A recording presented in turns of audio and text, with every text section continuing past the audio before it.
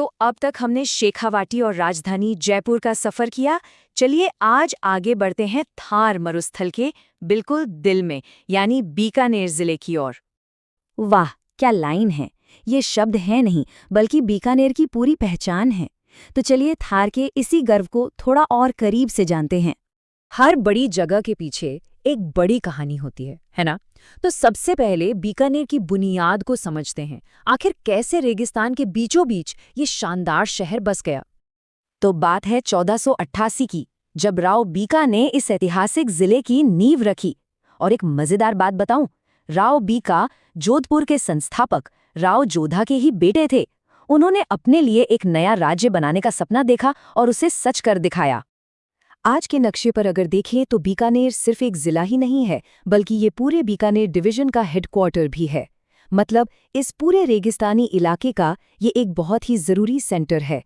चलिए इतिहास से निकलकर अब जरा यहाँ की जमीन और मौसम को समझते हैं, क्योंकि बीकानेर की असली पहचान तो यहीं की रेत और यहाँ के माहौल से है, जो इसे सबसे अलग बनाती है।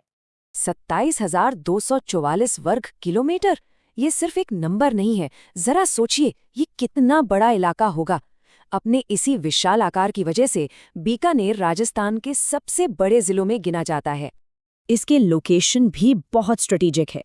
देखिए, उत्तर में श्रीगंगानगर, पूर्व में चूरू और दक्षिण में नागौर से घिरा है, और पश्चिम में सीधा पाकिस्तान के साथ इंटरनेशनल बॉर्डर लगता है। बीकानेर का भूगोल कुछ सवाल खड़ा करता है। यहाँ का मौसम एकदम सूखा, कोई परमानेंट नदी भी नहीं, और मिट्टी भी ज्यादातर रेतीली। तो फिर यहाँ खेतीबाड़ी कैसे होती होगी? इसका जवाब है इंजीनियरिंग का एक जीता जागता कमाल, इंदिरा गांधी नहर।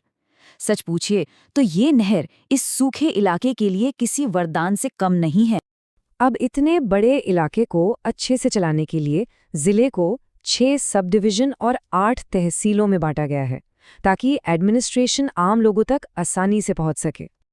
और अब आता है सबसे दिलचस्प हिस्सा, वो चीज जिसके लिए बीकानेर पूरी दुनिया में जाना जाता है, यहाँ के टूरिस्ट स्पॉट्स। देखते हैं यहाँ क्या क्या खास है जो सबको अपनी तरफ खींचता है। सबसे पहले जूनागढ़ किला। देखिए, राजस्थान के ज्यादातर किले पहाड़ों पर बने हैं ताकि वो सुरक्षित रहें, लेकिन जूनागढ़ किला मैदान में शान से खड़ा है। ये इसकी सबसे अनोखी बात है, और यही इसे आर्किटेक्चर का एक लाजवाब नमूना बनाती है। अगला स्टॉप है देशनोक का करणी माता मंदिर। जी हाँ, ये वही जगह है जिसे दुनिया टेम्पल ऑफ रैट्स यानी चूहों वाले मंदिर के नाम से जानती है। यहाँ हजारों की तादाद में चूहे भक्तों के साथ रहते हैं और उन्हें पवित्र माना जाता है। वाकई ये एक ऐसा अनुभव है जहाँ आस्था और आश्चर्य दोनों एक साथ महसूस होते हैं। अगर आपको बीकानेर की रॉयल हिस्ट्री की झलक देखनी है तो बस लालगढ़ पैलेस चले जाइए। लाल पत्थर से बना ये महल राजपूत, मुगल और यूरोपियन स्टाइल का इतना खूबसूरत संगम है कि देखने वाला बस देखता ही रह जाता है। याद है हमने शुरू में कहा था बीकानेर ऊंटों की धरती है। बस इसी बात को सच साबित करता है यहाँ का national research centre on camel. ये रेगिस्तान के जहाज पर रिसर्च करने वाला दुनिया के सबसे बड़े सेंटर्स में से एक है। और अगर रेगिस्तान की भागदौड़ से दूर थोड़ी शांति और सुकून चाहिए तो गजनेर पैलेस से बेहतर कुछ नहीं। झील के किनारे बना ये पैलेस और पास की वाइल्ड लाइफ सेंचुरी एक परफेक्ट गेटअवे है। और हाँ, बीकानेर का जिक्र इसके वर्ल्ड फेमस कैमल फेस्टिवल के बिना तो अधूरा ही है। ये एक ऐसा जश्न है जो ऊंटों और यहाँ की संस्कृति को पूरे दुनिया के सामने पेश करता है।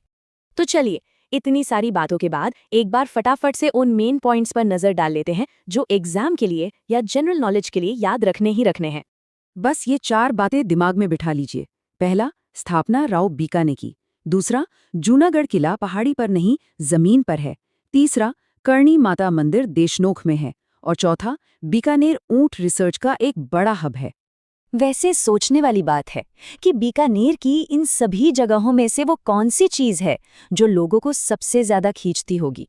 जमीन पर बना एक मजबूत किला, हजारों चूहों वाला चमत्कारी मंदिर, या फिर रेगिस्तान का जहाज खुद? तो अगर राजस्थान के हर जिले की ऐसी ही पूरी कहानी सिर्फ कुछ मिनटों में जाननी है तो हमारे साथ जुड़े रहिए। अगली कड़ी में बात करेंगे एक और नए दिलचस्प जिले की।